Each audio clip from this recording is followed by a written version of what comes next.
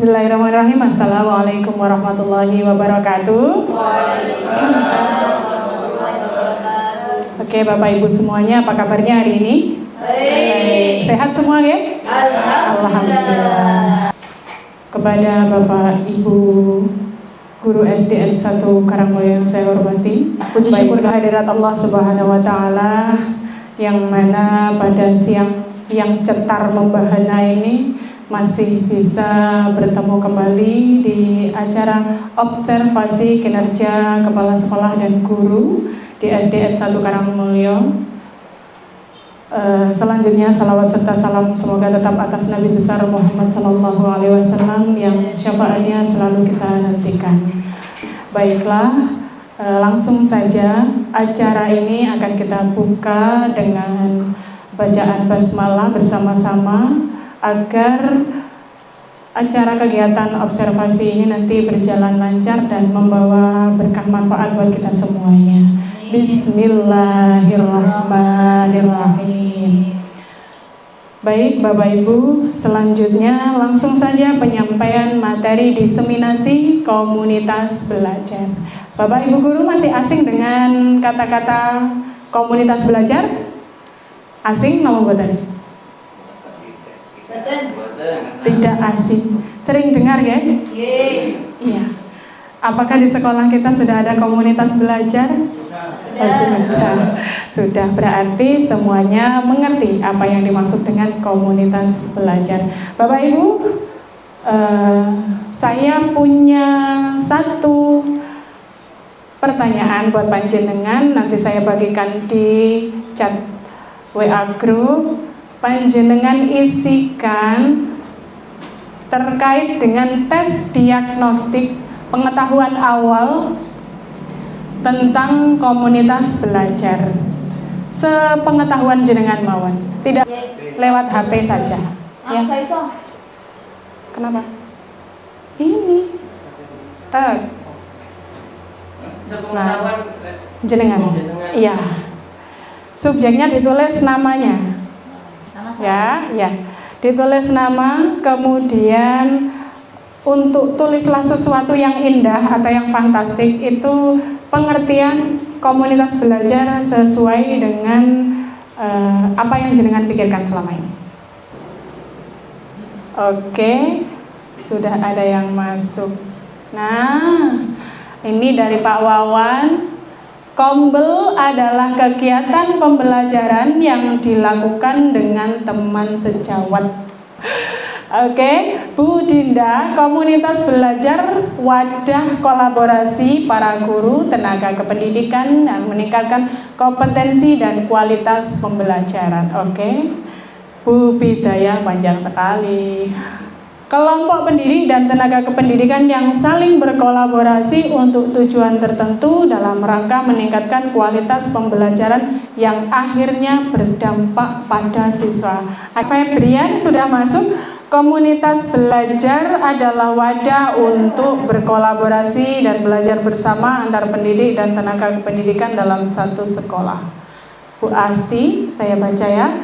Tempat untuk saling berbagi pengalaman, mengajar, refleksi, dan pemecahan masalah bersama Dewan Guru. Dari Pak Muji, tempat kita belajar bersama, berkolaborasi di dunia pendidikan. Oke. Bu Sulastri, sekelompok guru yang memiliki semangat dan kepedulian yang sama terhadap transformasi pembelajaran melalui interaksi rutin dalam sebuah wadah di mana mereka berpartisipasi aktif dalam berbagi praktik baik. Ya, baik Bapak Ibu semuanya, ternyata dari sekian pengertian itu nggak jauh-jauh beda. Bapak Ibu sudah begitu memahami mungkin yang dimaksud dengan komunitas belajar. Komunitas belajar yakni adalah sekelompok atau kumpulan dari pendidik dan tenaga kependidikan, pendik, yang berkolaborasi. Apa kolaborasi Bapak Ibu? Betul. Yang bekerja sama di dalam dunia pendidikan dengan tujuan apa? Yang pasti, iya, meningkatkan kualitas pembelajaran. Nah, siapa yang paling utama ditingkatkan kualitasnya? Guru apa siswa? Guru apa siswa Bapak Ibu? Yang paling iya. Akan tetapi yang paling fokus utama adalah kebutuhan belajar siswa. Jadi gurunya harus belajar untuk memenuhi itu. Gitu, gurunya belajar. Yaitu Bapak Ibu, komunitas belajar. Sebagaimana yang panjenengan ungkapkan seperti ini, meskipun dengan bahasa yang berbeda-beda, saya tahu ini panjenengan sudah sangat paham. Kombel, karena kita sudah tidak asing, sudah sering kali melakukan kegiatan di komunitas belajar. Oke. Siapa yang tahu di antara Bapak Ibu sekalian, komunitas belajar itu macamnya ada berapa? 5 apa saja Pak Febri? Komunitas belajar intrasekolah, belajar anak sekolah, komunitas belajar anak siswa, komunitas belajar orang tua, komunitas belajar masyarakat. Komunitas belajar masyarakat, ada orang tua juga ya? Iya. Ulang Sri, kalau ada 3? Komunitas belajar intrasekolah, yaitu guru dalam satu sekolah. Komunitas belajar antar sekolah, komunitas belajar terdiri dari guru-guru dan beberapa sekolah. Komunitas apa sih Pak ya? Anak siswa. Iya. Iya. Bubit mungkin ada pendapat lain? 2 mungkin. 2? Apa Bubit? Secara fungsional dan sosial. Fungsional, sosial. Ada lagi mungkin macamnya? Patu. Komunitas belajar dalam sekolah, dalam satu sekolah atau intra. Yang kedua adalah antar sekolah. Misalnya, saya punya komunitas belajar Kubela, komunitas guru belajar Sariwangi, Tegalsari, Banyuwangi. Itu berarti dalam satu kecamatan, beda sekolah. Ya, itu antar ya. Ada lagi satu Bapak Ibu. Satu lagi, yang ketiga, ini adalah komunitas daring. Ini ada 3 pemikiran besar, ada ide besarnya di dalam komunitas belajar ini. Yang pertama adalah fokus pada pembelajaran. Karena kita sudah sepakat tadi, tujuan utama dari komunitas belajar adalah peningkatan kualitas pembelajaran, di mana basisnya itu mayoritasnya adalah untuk kepentingan siswa. Baik, fokus utama adalah ide besarnya, 1, harus menjawab pertanyaan-pertanyaan seperti ini. Untuk ide besar nomor 1, apa yang diharapkan setelah murid mempelajari suatu kegiatan? Terus bagaimana cara mengetahui bahwa murid sudah belajar hal tersebut? Dari mana Bapak Ibu? Tes diagnostik, betul. Pak Muji ini bendino tes diagnostik setiap mau materi, perubahan materi, makanya tahu ya. Tes diagnostik, Bapak Ibu, tes diagnostik itu sangatlah penting, sangatlah perlu untuk mengetahui kemampuan awal belajar siswa. Jadi kita harus ngapain, harus apa nih bocah iki, nanti tergantung pada tes diagnostiknya. Selanjutnya pertanyaan yang ketiga dalam ide besar yang nomor 1. Bagaimana respon kita jika ada murid yang tidak belajar? Ketika tes diagnostik itu kita sampaikan kepada anak-anak, ternyata ada yang gak nyantol belas, gak nyantol sama sekali. Terus bagaimana tindakan kita? Berdiferensiasi solusinya. Ya, lanjut pertanyaan keempat, bagaimana kita akan memperkaya untuk murid yang sudah mahir, arek-arek yang sudah mendapatkan ilmu lebih dulu daripada teman-teman yang belum bisa. Bagaimana kita memperlakukannya? Terus terkait dengan KKTP-nya atau kalau yang dulu disebut KKM, ini apakah harus sama Bapak Ibu? Sama Bapak Ibu? Tidak. Harus bagaimana? Menyesuaikan dengan kemampuan siswa. Mungkin anak yang sudah mahir KKTP-nya lebih tinggi 85 gitu ya. 85. Anak yang sedang Ya di bawahnya. Ya. Terus yang bawah lagi? Bawahnya lagi. Oke. Jadi yang paling paling standar sendiri. Oh iya, ya wes. Paling ngesor 70 gitu ya. Ya. Oke. Baik, ide besar yang selanjutnya adalah membudayakan kolaborasi dan tanggung jawab kolektif. Coba, apakah selama ini Bapak Ibu sudah berkolaborasi? Sudah pernah berkolaborasi? Insya Allah kadang-kadang. Dengan rekan sejawat? Dengan teman-teman guru lainnya yang satu level mungkin? Iya. Satu fase? Jarang, Pak? Kan ditanya tadi pernah. Persentasenya sedikit sudah. Kan pernah yang ditanya tadi. Oke. Pernah. Meskipun tidak seberapa mungkin ya. Pernah. Kolaborasi untuk menciptakan pemahaman bersama. Seperti kemarin kita belajar tentang diferensiasi, maka itu yang disebut dengan latihan menciptakan pemahaman yang sama. Kolaborasi ini diciptakan untuk menghadirkan suasana belajar bersama. Jadi, pernahkah anak-anak sudah dilatih kolaborasi di dalam kelas? Sudah pernah berdiskusi Bapak Ibu? Sudah. Hampir tiap hari anak-anak diskusi. Hampir tiap hari. Ya.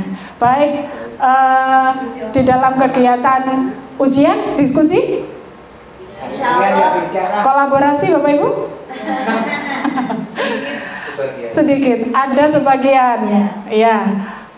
Untuk ide yang terakhir, berorientasi pada hasil pembelajaran murid. Apakah tes diagnostik itu harus di awal pembelajaran Bapak Ibu? Tidak, melainkan setiap kali pindah materi boleh. Pindah materi boleh, tes diagnostik lagi. Disesuaikan ya, jadi tidak harus di awal pembelajaran. Kemudian kalau sudah tes diagnostik dilakukan, anak-anak yang mampu, anak yang tidak mampu, anak yang mahir pengetahuannya, baru panjenengan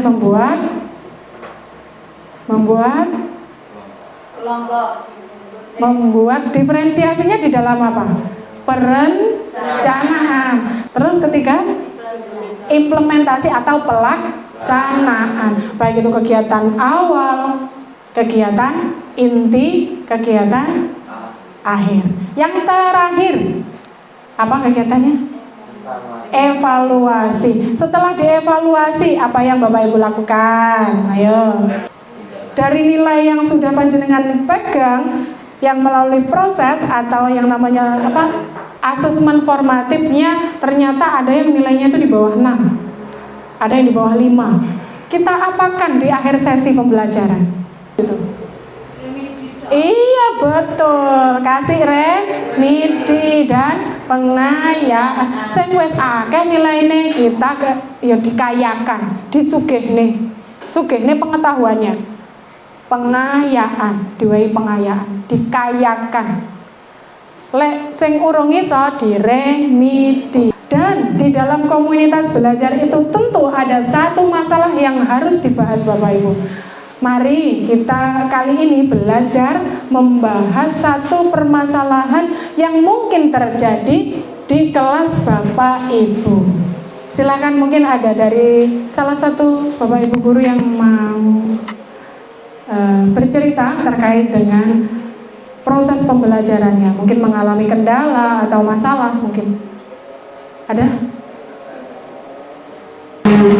Baik Bapak Ibu, ini saya selama melaksanakan kegiatan belajar mengajar, saya mengajar di kelas 2. Permasalahan saya di kelas itu yang pertama, mengatasi anak kinestetik. Kinestetik itu kan anak yang suka beraktivitas.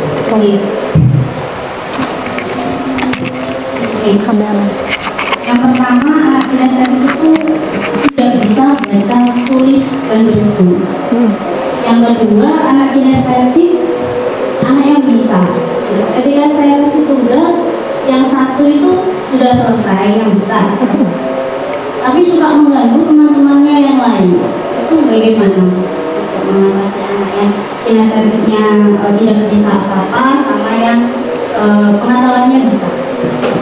Sebelum saya menjawab, tidak adil rasanya kalau saya tidak memberikan kesempatan kepada Bapak Ibu untuk bersuara.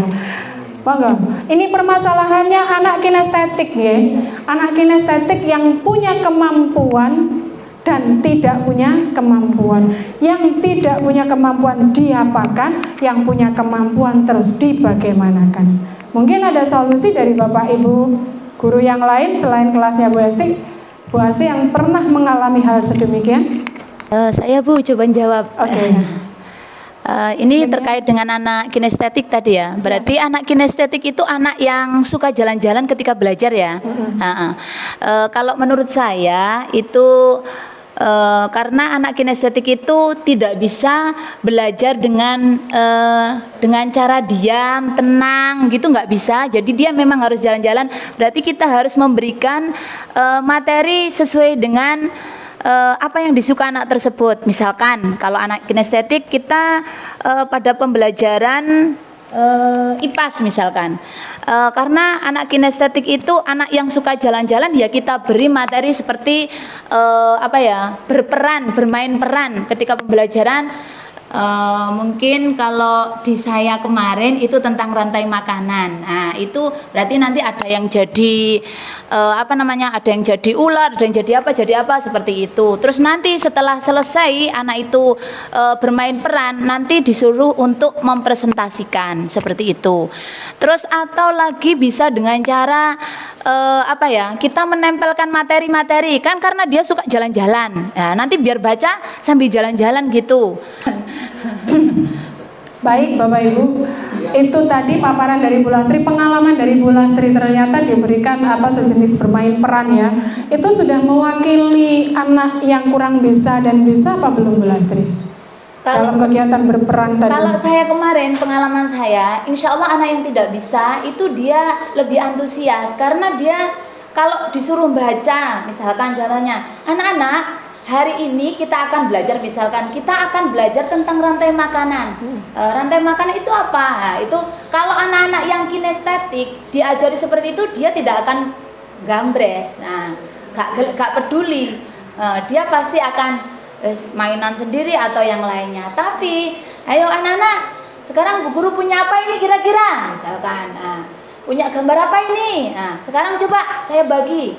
Ini nanti dipakai anak-anak. Nanti anak-anak dipakai di kepala, terus nanti anak-anak bisa memerankan.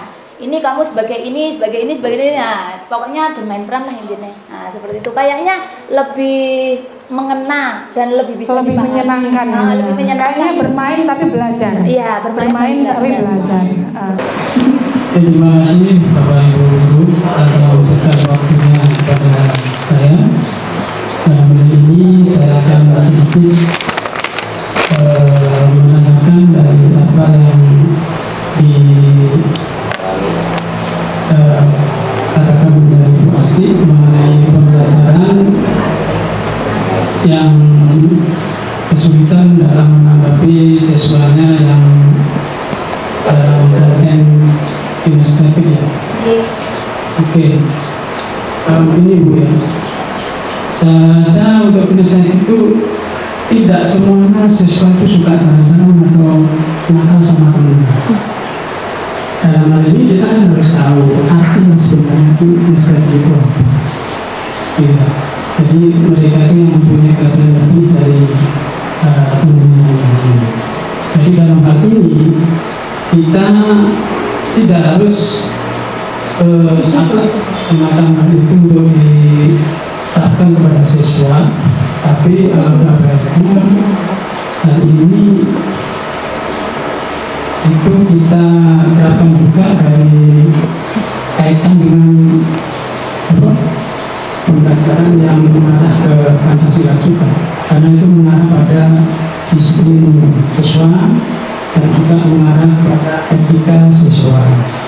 Jadi kalau memang anak-anak nakal seperti itu, ya kita lakukan pendekatan secara mandiri supaya nanti lebih baik dan bisa mengarah ke pembelajaran yang lebih baik. Saya rasa bisa cukup itu. Terima kasih. Oke, tepuk tangan untuk Bapak Ibu. Oke. Terima kasih Pak Farid. Berarti ini masih nyambung punyanya Bu Asti ya? Iya betul sekali. Kinestetik itu bukan berarti anak yang tidak mau duduk diam. Anak kinestetik itu lebih cenderung ogah diatur. Nggak mau manut sesuatu yang mungkin jadi arahan dari Bapak Ibu gurunya. Saya maunya itu gini, maunya gini, gitu. Boleh Bapak Ibu memversikan seperti apapun kegiatan pembelajaran itu, meskipun tidak harus jalan-jalan. Boleh menggambar. Mungkin ada sesi pertanyaan kedua. Baiklah, terima kasih Ibu Ani. Di sini saya punya satu masalah saja. Sebenarnya banyak sekali masalah kalau di dalam kelas saya ya. Karena memang anaknya sangat super duper ya. Sumber masalah misalnya. Mungkin saya juga sumber masalahnya gitu. Di saya ini kelas 5, kurang lebih ada sekitar 29 anak. Saya sebenarnya merasa gimana ya? Merasa kesulitan begitu, apalagi dengan bermacam-macamnya karakter belajar seorang anak seperti itu. Begini, pertanyaan saya, karena tadi saya sudah menyampaikan di kelas saya itu ada anak yang pinter, ada anak yang sedang, ada anak yang sangat di bawah sekali seperti itu. Jadi ini yang ingin saya tanyakan, karena bermacam-macam kemampuan siswa yang seperti itu. Ini yang saya tanyakan, bagaimana penerapan terhadap anak yang di situ dia cenderung pendiam ketika di dalam kelas. Setelah saya menjelaskan, saya bingungnya, anak ini saya jelaskan itu sudah paham atau dia ketika saya tanya dia juga tidak bisa. Ketika saya tanya dia tidak bisa, tapi ketika saya suruh untuk bertanya bagaimana apa yang sudah saya jelaskan tadi, dia pun juga kurang bisa menjawabnya seperti itu. Jadi terkait dengan belajarnya siswa yang seperti itu bagaimana caranya? Sebenarnya pertanyaan ini juga dialami oleh Bu Asti tadi ya. Iya, hampir sama. Iya, hampir sama juga. Akan tetapi ini mungkin cenderung ke anak yang belum bisa baca, ya. Diterangno menengai, ternyata menengnya itu mabuk. Mabuk pelajaran maksudnya. Ya, pelajaran. Ternyata tidak bisa. Solusinya bagaimana? Apakah anak ini akan disamaratakan dengan anak-anak yang lain? Mungkin dari Bapak Ibu guru di kelasnya masing-masing ada yang bermasalah juga seperti kayak Bu Lastri. Dan sudah terselesaikan. Ada pengalaman seperti itu Bapak Ibu? Ada? Tidak ada. Tidak ada? Oh, ada. Belum terselesaikan. Sama berarti gitu. Belum terselesaikan. Dia Bu, tidak ada yang seperti itu.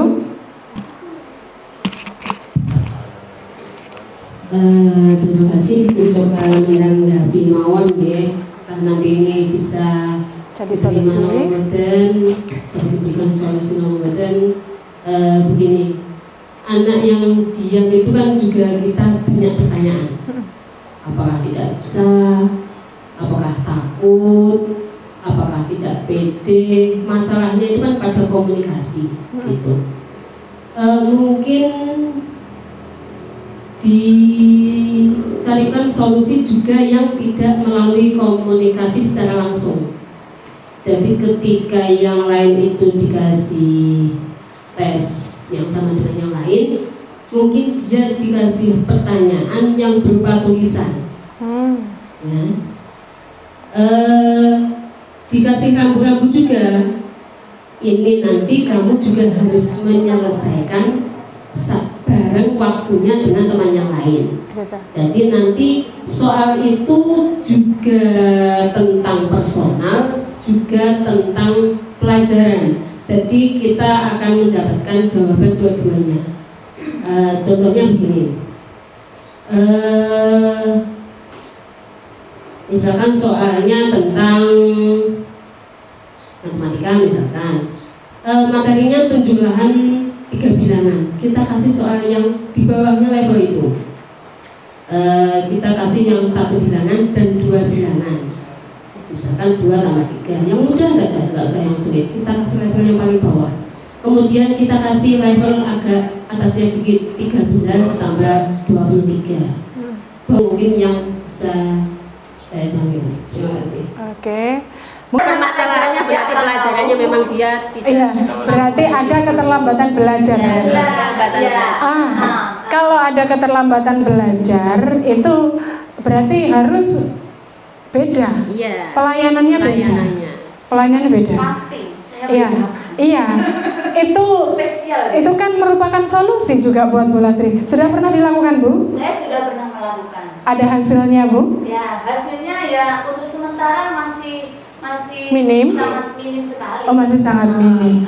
Itu ketika panjenengan memberikan solusi itu masih bersama teman-temannya apa tidak? Dia kadang saya coba bersama dengan teman-temannya. Saya mencoba itu juga hanya sekali 2 kali.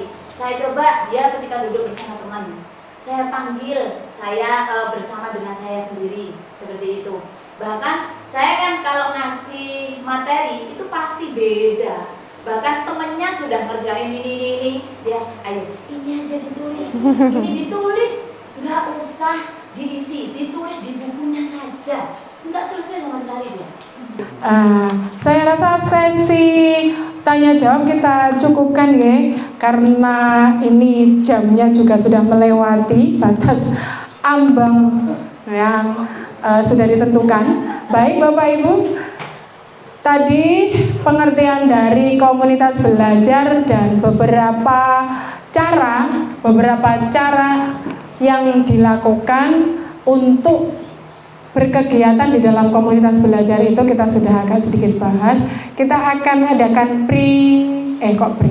post test. Oke, 12 soal saja, soalnya mudah-mudah, siapa cepat dia dapat. Dapat juara 1, 2, 3. Baik Bapak Ibu, kita lakukan post test, di mana post testnya ini masih terkait dengan komunitas belajar. Oke, Bapak Ibu sudah bisa join ke kuisisnya, langsung masuk.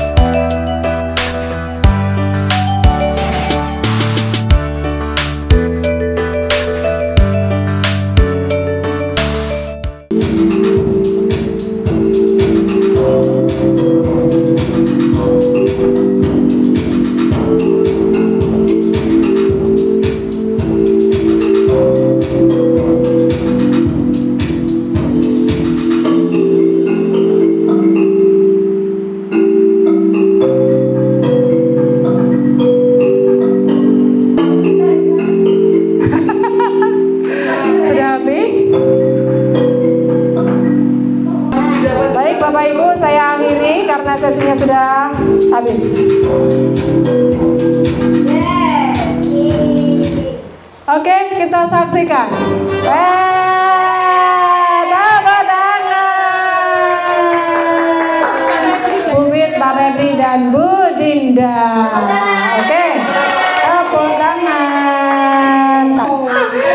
Oke, tepuk tangan buat Bapak Ibu semuanya yang sudah hebat melalui kegiatan diseminasi hari ini.